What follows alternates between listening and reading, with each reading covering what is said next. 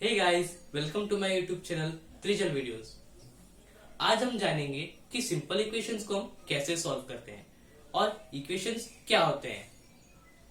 अभी हम देखते हैं कि ये इक्वेशंस क्या होते हैं।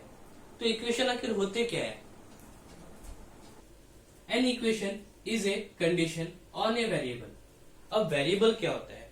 वेरिएबल कोई भी एक ऐसा वैल्यू होता है जो वेरी करती है और इस वेरिएबल को हम अल्फाबेट से डिनोट करते हैं, जैसे x, y, z, एक्सेट्रा। इन अल्फाबेट से हम किसी भी इक्वेशन में एक वेरिएबल को डिनोट करते हैं। अब इसमें इक्वेशन का एक एग्जांपल है 4x + 5 = 65। इसमें हम ये देख सकते हैं कि ये जो x है ये एक वेरिएबल है और जब मैं इस x में 4 मल्टीप्लाई करता हूं और उसमें 5 ऐड करता हूं तो वो मेरे को 65 देता है। अब इसमें इक्वेशन में एक गौर करने वाली ये बात होती है कि जो लेफ्ट हैंड साइड होता है मतलब LHS, वो राइट हैंड साइड मतलब RHS से हमेशा इक्वल होना चाहिए। अब हम देखते हैं कि इन इक्वेशंस को हम सॉल्व कैसे करते हैं। किसी भी सिंपल इक्वेशन को सॉल्व करने से पहले हमें कुछ चीजों का ध्यान रखना पड़ेगा। वही चीजों के बारे में चलिए हम जानते हैं। तो यहां पर मैंने एक इक्वेशन लिया है 8 - 3 = 4 + 1। अब 8 - 3 मेरे को देगा 5 और 4 + 1 भी मेरे को 5 देगा और ये दोनों इक्वल होंगे। अब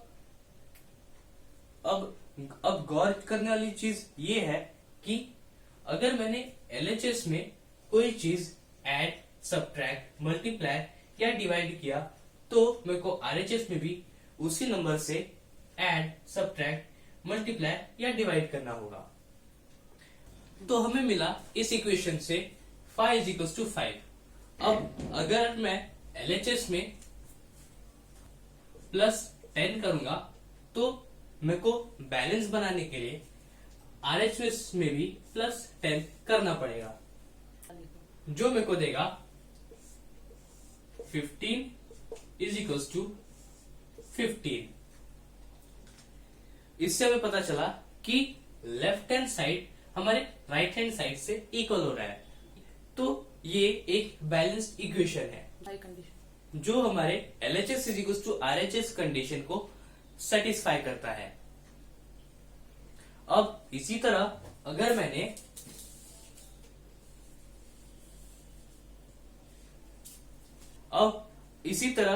मैंने इसमें 5 - 10 और इधर भी 5 - 10 कर दिया, जो मेरे को देगा -5 = -5।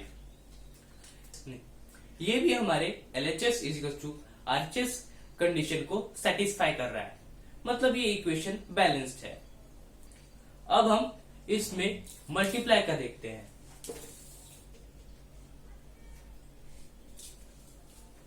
इसमें मैं अब 10 मल्टीप्लाई कर दूंगा और इसमें भी मैं 10 मल्टीप्लाई कर दूंगा, जो मेरे को देगा 50 = 50।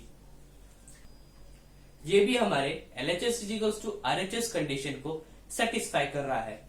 इसका मतलब ये है कि ये इक्वेशन भी बैलेंस्ड है। अब इसी तरह अगर मैंने इसमें 10 डिवाइड कर दिया तो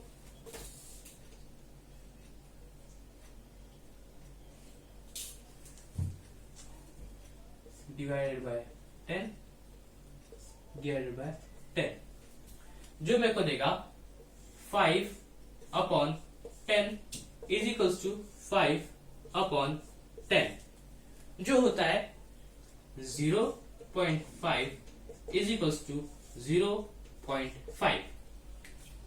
ये भी हमारे LHS = RHS कंडीशन को सेटिस्फाई कर रहा है, मतलब ये इक्वेशन बैलेंस्ड है।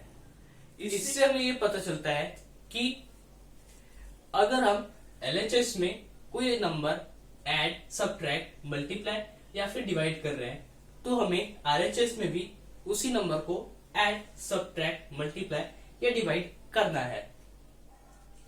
किसी भी इक्वेशन को सॉल्व करने के लिए दो तरीके होते हैं। वो दो तरीके हैं ऐड, सब्ट्रैक्ट, मल्टीप्लाई, डिवाइड, जैसा हमने पहले सीखा, या फिर ट्रांसपोजिंग। तो पहला मेथड होता है ऐड, सब्ट्रैक्ट, मल्टीप्लाई या फिर डिवाइड। इसमें क्या होता है कि अगर हमें कोई इक्वेशन दी है 3p - 10 = 5, इसमें मेरे को देखना पड़ता है कि वेरिएबल कहां पर है। तो मेरा वेरिएबल है p, जो है इधर। और अब मेरे को ये देखना होगा कि ऐसा कौन सा और नंबर है जिसमें कोई वेरिएबल नहीं है। वो है -10। अब -10 मेरे को एक्स्ट्रा में मिला है, तो इसको मेरे को हटाना है। इस -10 में अगर मैं +10 कर दूं तो मेरे को 0 मिलेगा। तो जैसा हमने सीखा था कि अगर मैं इधर +10 कर रहा हूं तो इधर भी मेरे को +10 करना पड़ेगा। तो वो देगा मेरे को 3p - 10 + 10 = 5 + 10, जो मेरे को देगा 3p = 15। तो इधर मैंने क्या किया, 3p - 10 + 10। अब -10 और +10 हमें 0 दे देंगे। फिर उसके बाद वो इजिकल्स हो जाएगा 5 + 10, जो हो जाएगा 15। अब मेरे को यहाँ पर 3p = 15 दिख रहा है, लेकिन मेरे को सिर्फ एक ही p की वैल्यू चाहिए। तो इस 3p को मैं डिवाइडेड बाय 3 कर दूंगा। और अगर मैं इधर डिवाइड बाय 3 कर रहा हूं तो इधर भी मेरे को डिवाइड बाय 3 करना पड़ेगा। तो वो होगा 3p/3 = 15/3। अब ये मेरे को दे देगा 3 और 3 कैंसिल हो जाएंगे, और ये मेरे को देगा 3 × 5 = 50। तो मेरे को p की वैल्यू मिल गई 5।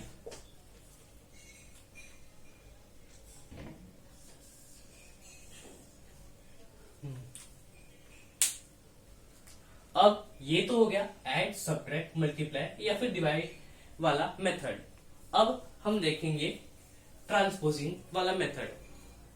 अब ट्रांसपोजिंग का मतलब ये होता है ट्रांसपोर्ट करना। मतलब ये है कि एलएचएस में को बिना वेरिएबल वाला नंबर जो दिख रहा है वो है -10। तो इसको मैं एलएचएस से ट्रांसपोर्ट करके आरएचएस में लेके जाऊंगा। अब अगर कोई भी नंबर, चाहे वो एलएचएस में हो या आरएचएस में, अगर मैं उस नंबर को एक साइड से दूसरे साइड लेके जा रहा हूं तो उसका साइन चेंज हो जाता है। जैसे अगर इधर +10 होता तो वो आरएचएस में जाकर -10 हो जाता। अगर आप और यहाँ पर -10 है तो इधर जाके ये +10 हो जाएगा। और अगर यहाँ पर मल्टीप्लाइड बाय 10 होता तो वो इधर जाके डिवाइड बाय 10 हो जाता। और अगर वो होता डिवाइडेड बाय 10 तो वो यहाँ पर जाके मल्टीप्लाइड बाय 10 बन जाता। तो चलिए देखते हैं कि इसको हम कैसे सॉल्व करते हैं। तो सबसे पहले मेरे को -10 बिना वेरिएबल का दिख रहा है, तो मैं उसको ट्रांसपोर्ट करके आरएचएस में लेके जाऊंगा, जो मेरे को देगा 3p = 5 + 10, जो होगा 3p = 15। अब मैं ये देख पा रहा हूं कि यहाँ पर p से 3 मल्टीप्लाई हो रहा है, तो ये 3 जो है इधर जाके डिवाइड हो जाएगा। मतलब p = 15/3, जो होगा p = 5। तो कुछ इसी तरह इन दो मेथड से हम इक्वेशन को सॉल्व करते हैं।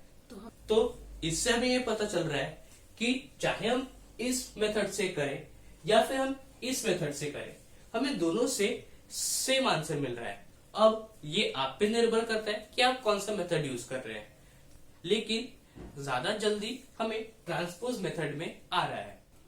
आज हमने देखा कि इक्वेशंस क्या होते हैं, वेरिएबल्स क्या होते हैं, सिंपल इक्वेशंस को ऐड, सब्ट्रैक्ट, मल्टीप्लाई, फिर डिवाइड के मेथड से हम कैसे सॉल्व करते हैं और ट्रांसपोजिंग के मेथड से कैसे सॉल्व करते हैं और दोनों में से कौन सा ज्यादा फास्ट है।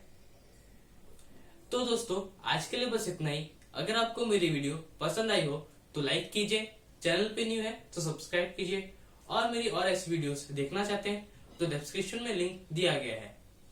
अगर आप सुबह देख रहे हैं तो गुड बाय और शाम को देख रहे हैं तो गुड नाइट।